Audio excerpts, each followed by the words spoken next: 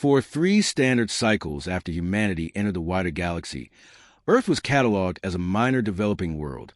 useful for trade quotas and labor contracts, but otherwise unremarkable. And when the Karthian clades first encountered human survey ships near the outer mining belts,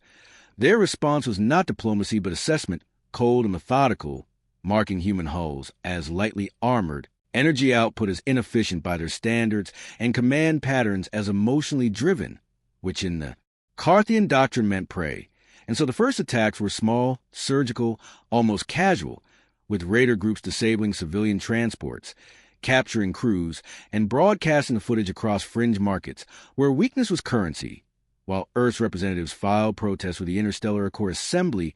speaking in measured tones through Ambassador Helen Morris, who was 63 years old and had spent most of her career negotiating water rights and tariff ceilings.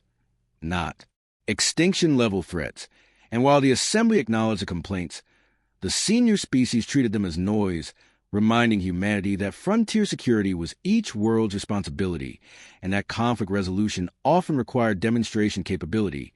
a phrase that sounded neutral but carried the weight of centuries of bloodshed. And so the raids escalated, Karthian hunters striking orbital habitats, testing response times, noting that Earth's patrol craft arrived slower than expected and withdrew sooner than predicted, all which confirmed their initial assessment. While on Earth itself, public broadcasts showed wreckage drifting above Mars and grieving families on Luna, and though anger spread quickly, the official response remained restrained, with President Alan Brooks authorizing defensive postures only and instructing Fleet Command to avoid provocation, because humanity had learned early in its history that panic invited disaster. And behind the calm, statements another process unfolded quietly as Admiral Rebecca Lawson, age 51, commander of Earth's strategic fleet, convened closed briefings with captains who had spent decades training for wars no one believed would ever come. And in those rooms the tone was different, less hopeful and more precise, discussing engagement envelopes, power curve tolerances, and the long, dormant protocols that had been written after humanity's first contact, war with itself, had nearly ended the species. Protocols that assumed the enemy would be stronger, faster, and utterly convinced of their own superiority. And while the galaxy watched Earth plead and protest, the shipyards beneath the Pacific crust accelerated production cycles, pulling vessels out of dry dock that had never been listed in any registry,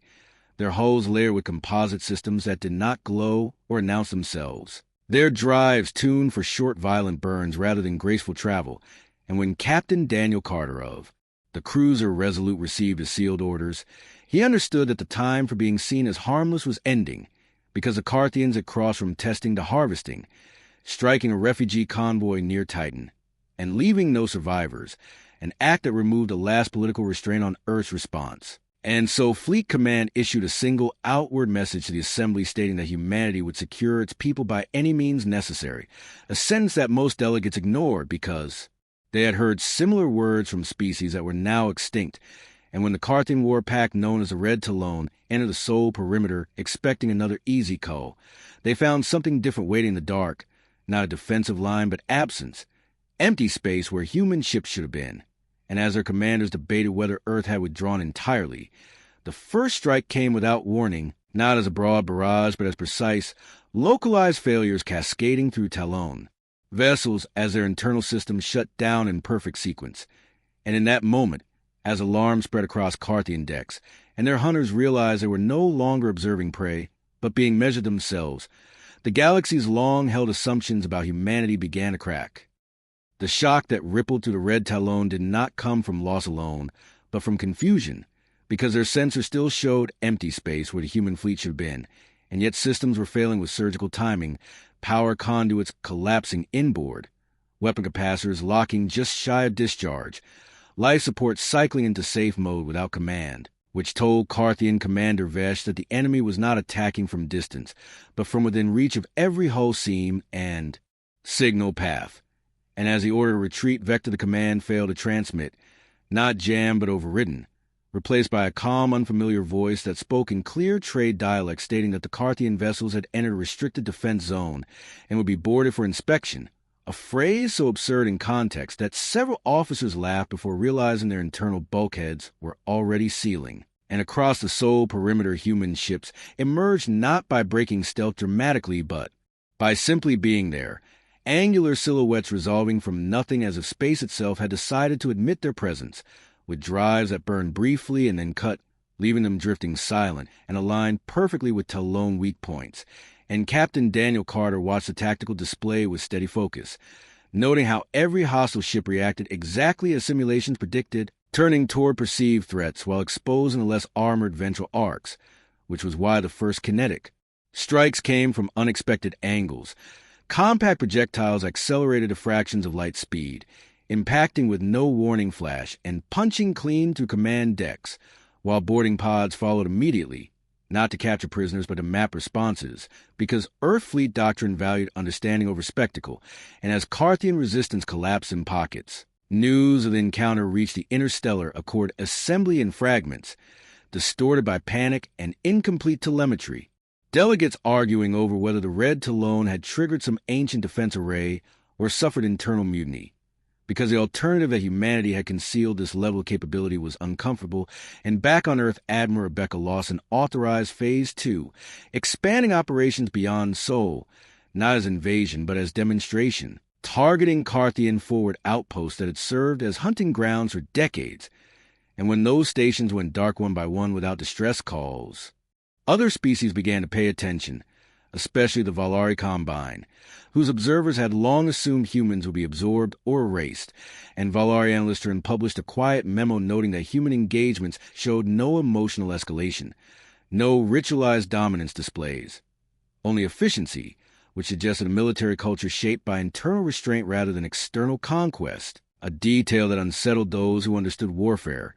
and within the Karthian clades panic spread as surviving commanders reported that human ships disengaged the moment objectives were met, refusing pursuit, which contradicted predator norms and made counter-strategy difficult,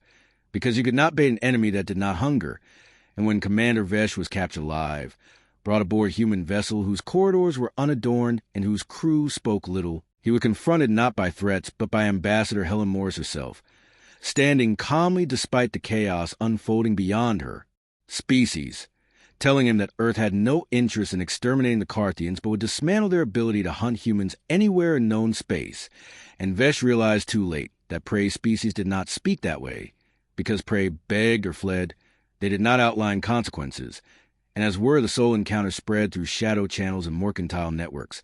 smaller powers began reassessing treaties, canceling raids, withdrawing scouts from human-adjacent systems, while the great empires convened emergency councils, still arguing over whether this was an anomaly or the beginning of something far more dangerous. And in the quiet between battles, Captain Carter received a brief message from Fleet Command reminding all units that restraint remained critical, that the goal was not fear but clarity, because humanity did not need the galaxy to love it, only to understand that the age of being hunted had ended. As clarity spread unevenly across known space, the Karthian clades attempted to reassert control through familiar patterns, issuing blood oaths and mobilizing their deeper fleets, believing mass would succeed where raids failed. And this decision revealed how little they understood their opponent,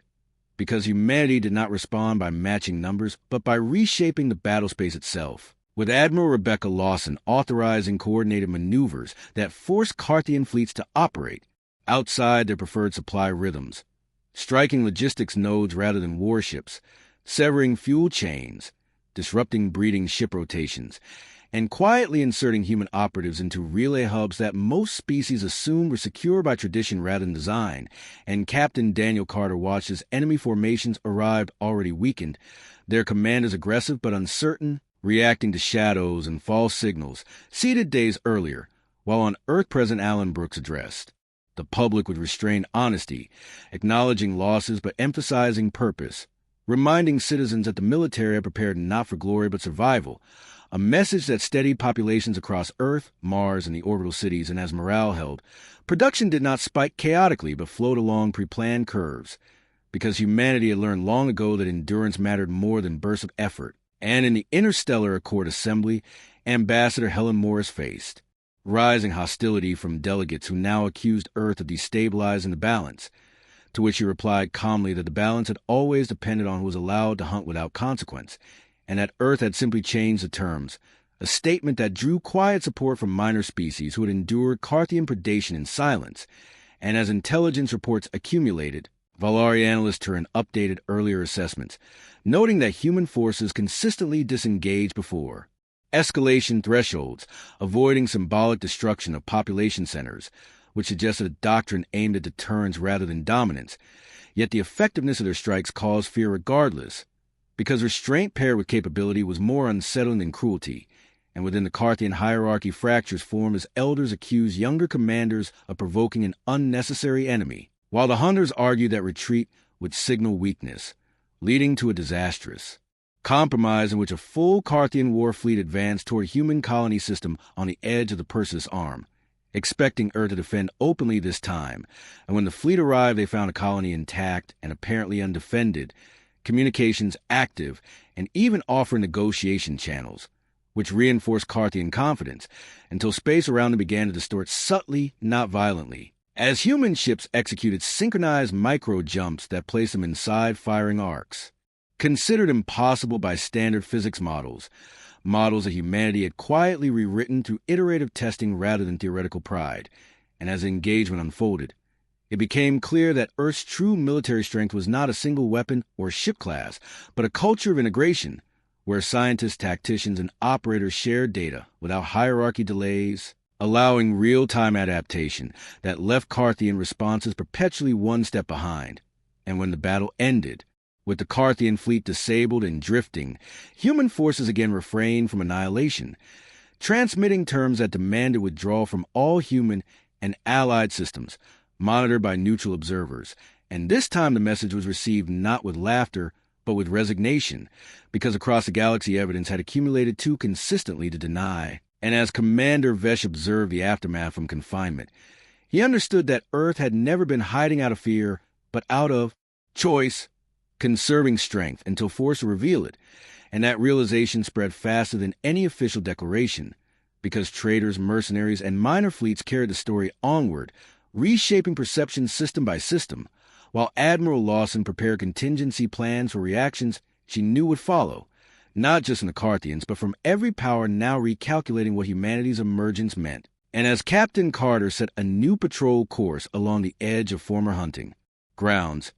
he reflected quietly that the galaxy was entering a different phase, one where humans would no longer be measured as prey, but as a force that watched, waited, and responded with precision when lines were crossed. The broader reaction arrived exactly as Admiral Rebecca Lawson had predicted, not as a unified response, but as a ripple of fear and ambition, with major powers convening emergency summits, while fringe warlords tested borders elsewhere, assuming human attention would be focused on the Karthians. And it was during this unstable moment that the Zyreen Dominion made its move, declaring that Earth's recent actions constituted an unlawful disruption of galactic order and announcing a so-called stabilization campaign near human trade routes, a phrase that translated plainly into intimidation. And unlike the Karthians, the Zyreen were respected, ancient, and technologically advanced, their fleets adorned with ceremonial arrays that broadcast authority as much as firepower, and many in the assembly expected humanity to retreat diplomatically, but Ambassador Helen Morris surprised them by requesting a public forum, where she spoke slowly and without anger, stating that Earth recognized the Dominion's history, but rejected any claim that predation dressed as order would be tolerated. And while the forum debated semantics, Zyreen task groups advanced, probing human escort patterns and enforcing inspections on neutral shipping bound for Earth allied systems,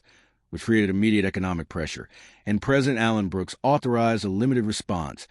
not through overt confrontation, but through exposure, releasing carefully curated datasets that showed Zyreen enforcement, vessels selectively targeting ships from species that had expressed support for humanity, undermining the Dominion's moral posture. And as public opinion shifted, Admiral Lawson executed a parallel maneuver,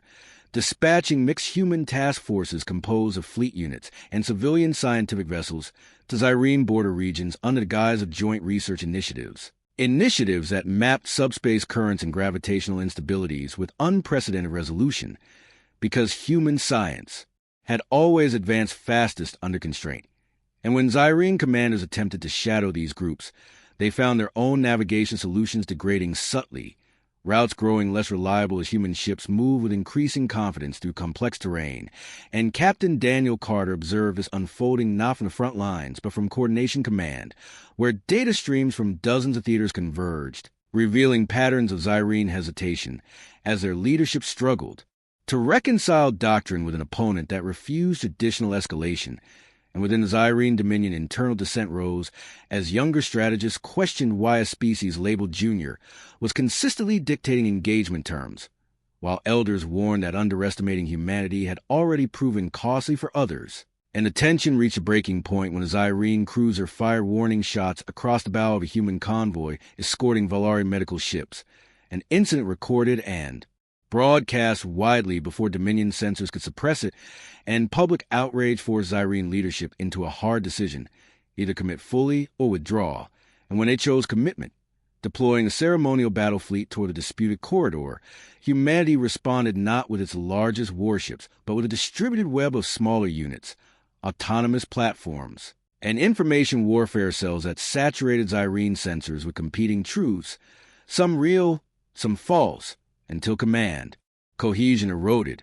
and as the ceremonial fleet slowed to reestablish order, human units executed precise strikes against control nodes, disabling the fleet without damaging its symbolic hulls, a gesture that stripped the Dominion of both capability and face. And when Zyreen envoys demanded explanation, Ambassador Morris replied that Earth had no desire to embarrass ancient powers, but would continue to neutralize any force that treated sentient lives as tools. And that sentence echoed far beyond the chamber, because it reframed the conflict not as a struggle for dominance, but as a line drawn against a way of thinking the galaxy had long accepted. And as the Zyreen withdrew under scrutiny, smaller species openly aligned with Earth for the first time, offering intelligence, logistics, and observers, while even rivals began quietly studying human doctrine, realizing that Earth's true military revelation was not its weapons, but its refusal to play by inherited rules. And as Captain Carter reviewed after-action reports, noting again the absence of unnecessary destruction, he understood that humanity was not conquering space, but reshaping it, forcing every civilization to confront the cost of treating others as prey, a cost that now included facing a species that had mastered patience, coordination, and restraint to a degree the galaxy had never before encountered. The alignment of smaller species with Earth triggered a cascade of secondary effects that no single council vote could contain. Because trade routes shifted, mutual defense pacts formed quietly, and information that had once been hoarded by dominant powers began to circulate through channels humanity helped secure, not as leverage but as insurance. And Admiral Rebecca Lawson expanded coordination cells to integrate non-human observers, insisting on transparency even when it slowed operations. A choice that confused traditionalists but built trust rapidly, and as reports came in of Karthian remnants withdrawing from former hunting zones, attention turned to the deeper question many powers avoided publicly, whether humanity would now claim territory, and President Alan Brooks addressed that directly in a rare interstellar broadcast, stating that Earth sought safety, not empire, and that any system choosing cooperation would be defended as fiercely as Sol itself, words that were measured, yet carried weight because they were backed by action, and in the month that followed, joint patrols became common along once lawless corridors, with human captains like Daniel Carter mentoring mixed crews, explaining doctrine not as secrets, but as principles, emphasizing preparation, redundancy, and ethical limits, which contrasted sharply with predator cultures built on dominance displays. And within the Interstellar Accord assembly, the balance of debate shifted as delegates who had once dismissed humanity now deferred to its data, because Earth's analysts consistently predicted outcomes others missed, mapping not just fleet movements but political fracture points, and Valari analysts turned published a widely circulated treatise, concluding that human strategic strength derived from an evolutionary history of internal conflict resolved through institutions rather than extinction, producing a species adept at channeling aggression into systems, a conclusion that unsettled those who preferred simple explanations. And the true test of this emerging order came when a coalition of pirate clans attempted to exploit the transition, launching coordinated raids against allied worlds expecting delayed response, only to find human rapid deployment groups already positioned, not because Earth had spies everywhere, but because it modeled incentives accurately, anticipating where opportunists would strike. And when those raids were neutralized with minimal loss of life, the message spread that predation was no longer a low-risk path to power, and Commander Vesh, released as part of a monitored reconciliation process, returned to the Karthian clades carrying not threats but evidence, recordings of battles where humans disengaged despite advantage, and accounts of alliances built without subjugation, which ignited fierce debate within a species about survival in a changed galaxy. And as Admiral Lawson reviewed long-term projections, she recognized that Earth's revelation of its true military had not ended conflict, but altered its character, shifting the cost calculus so dramatically that old habits became liabilities. And Captain Carter, now overseeing a sector training hub, watched mixed crews drill with quiet efficiency, reflecting that the galaxy's greatest transformation was not fear of humanity's strength, but the realization that restraint backed by capability could enforce norms more effectively than terror, a realization that would define the next era, whether ancient powers liked it or not. Because once prey learned to defend itself with discipline and clarity, the entire ecosystem had to adapt or collapse. The adaptation did not come smoothly, because ancient powers rarely change without testing limits, and the next challenge emerged from within the Interstellar Core itself as procedural blocks began proposing oversight mechanisms aimed specifically at human-led coalitions,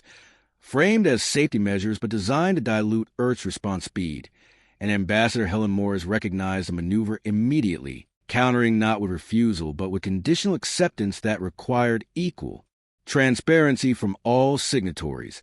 a condition that exposed how much hidden enforcement authority others had relied upon. And as debates dragged on, Admiral Rebecca Lawson prepared for less diplomatic contingencies, because intelligence indicated that a faction within Zyreen Dominion, embarrassed by their earlier setback, was covertly funding proxy forces to harass allied systems, hoping to create incidents without clear attribution.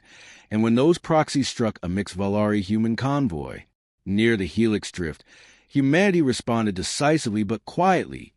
tracing financial and logistical threads back through shell entities and neutral ports, then presenting the evidence publicly in a format that could not be dismissed as propaganda, forcing Zyreen leadership to confront its own internal divisions. And Captain Daniel Carter was tasked with overseeing the neutralization phase, coordinating interdictions that captured proxy vessels intact, preserving crews and data alike, because proof mattered more than punishment. And as these operations unfolded, smaller species began adopting human analytical frameworks, learning to see conflict as interconnected systems rather than isolated battles,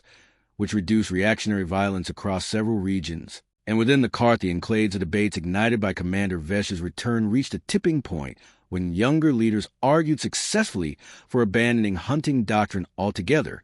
citing unsustainable losses and shifting norms, leading to a formal declaration renouncing predation against sentient shipping, a statement that would have been unthinkable a year earlier. And while skeptics questioned its sincerity, enforcement followed, with Karthian patrols actively suppressing rogue hunters to demonstrate commitment. And Admiral Lawson acknowledged the move cautiously, extending limited cooperation contingent on verification, reinforcing the principle that change was possible but trust had to be earned. And as the galaxy adjusted, human society itself faced internal strain, balancing vigilance with the desire to return to civilian rhythms. Attention President Alan Brooks addressed by emphasizing that preparedness did not require perpetual fear, only sustained competence. And in shipyards and research centers, that competence continued to evolve, not toward larger weapons but toward resilience, communication, and interoperability, ensuring that no single failure could cascade into catastrophe. And Captain Carter, reflecting on these shifts during a rare period of leave aboard an orbital habitat, realized that Earth's true military revelation had already passed its most dangerous phase, because the galaxy was no longer reacting blindly but thinking, and that thoughtfulness, born of hard lessons, was the closest thing to lasting security any species had ever achieved. By the time the Interstellar Accord convened its next full assembly, the galaxy had entered a period of cautious realignment, with species recalibrating their assumptions about human intent and capacity, because every engagement, every probe, and every data release had demonstrated that Earth's approach combined patience, precision, and unparalleled strategic foresight. And Ambassador Helen Morris addressed the assembly with calm authority,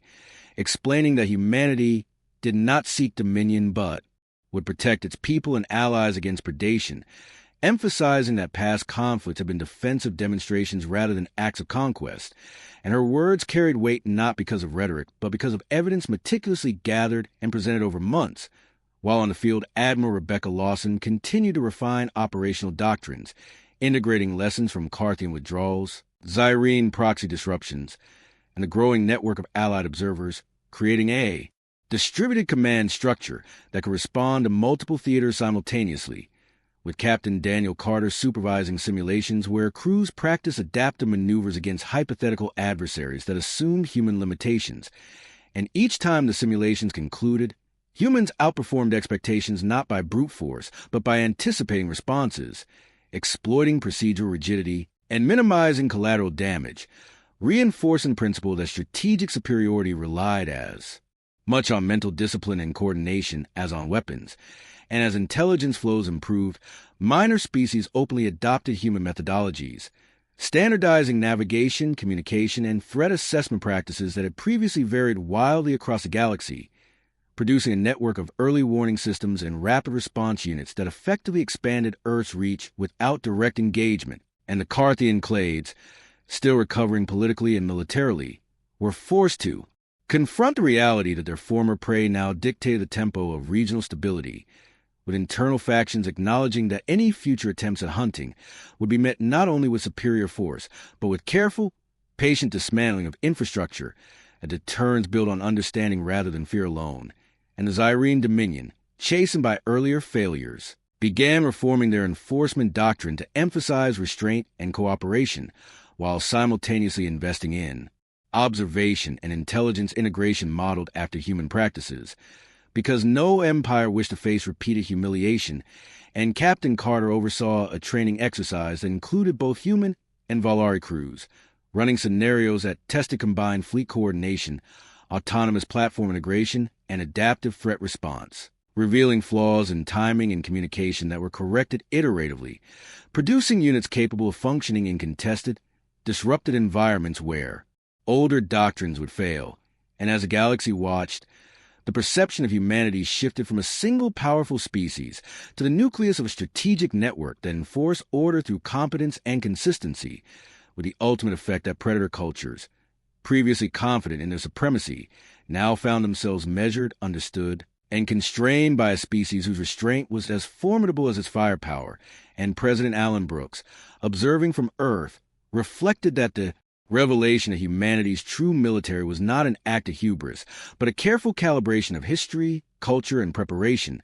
creating a presence in space that required no empire to kneel yet commanded universal acknowledgement, a shift that would define interstellar relations for decades to come, as species who had once seen humans as prey now saw them as an immutable standard against which capability, morality, and strategy would be judged. With the galaxy now fully aware that humanity's military capability extended far beyond conventional metrics, the final phase of demonstration unfolded not as a series of battles, but as an intricate orchestration of influence, deterrence, and systemic stability, because Earth's leadership recognized that true supremacy did not rely on constant engagement, but on creating a framework where aggression was self-limiting, and Admiral Rebecca Lawson oversaw a network of monitoring stations, autonomous fleets, and allied liaison teams that together formed a mesh of oversight spanning key trade lanes, conflict zones, and vulnerable planetary systems. And within the structure, Captain Daniel Carter coordinated simulations and real-time exercises that continually refined fleet responsiveness, command delegation, and logistical resilience, ensuring that any potential threat, whether overt attack, covert infiltration, or systemic sabotage, could be identified and neutralized before escalation. And at the same time, Earth invested heavily in diplomatic channels, led by Ambassador Helen Morris, establishing forums where smaller species could voice concerns, share intelligence, and receive protection guarantees, fostering trust and expanding human influence without coercion, while the Karthian clades, once predators, now participated in joint patrols under strict verification protocols, their military culture slowly adapting to the principle that survival required cooperation, and that former prey could dictate terms. And the Zyreen Dominion, humbled and pragmatic, enacted similar reforms, disbanding rogue enforcement factions, standardizing transparency measures, and integrating human methodologies into training and command, all of which contributed to a new equilibrium where aggression carried predictable and immediate consequences, and where diplomacy was backed by precise, lethal capability, a combination that forced the galaxy's powers to reconsider assumptions long held about dominance, weakness, and the value of sentient life. And as Captain Carter reviewed the interconnected web of fleets, intelligence nodes, and diplomatic channels from Earth Orbital Command, he noted that humanity had achieved the rarest of strategic states, a posture of strength that deterred conflict without provoking it, projecting power through competence and foresight rather than sheer destruction. And President Alan Brooks addressed the unified systems for the first time, explaining that humanity's goal had never been empire, conquest, or revenge, but survival, resilience, and the creation of a galaxy where no species could be treated as mere prey, a message that was echoed across broadcast networks, council chambers, and trade networks, solidifying Earth's reputation as a measured but indomitable force. And as the solar system returned to quiet observation, human fleets patrolling distant sectors, scientists refining navigation algorithms, and diplomats engaging in persistent, patient negotiation, the galaxy collectively adjusted to a new reality, one where humanity's revelation had fundamentally reshaped interstellar norms, teaching predators humility, allies confidence, and all species the inescapable lesson that underestimating humans was a mistake that could never be repeated. And with that understanding, the stars themselves seemed to bend subtly to the presence of a species that had emerged from obscurity to command respect, not through terror, but through clarity, preparation, and the unwavering demonstration of capability that ensured humanity would never again be treated as prey,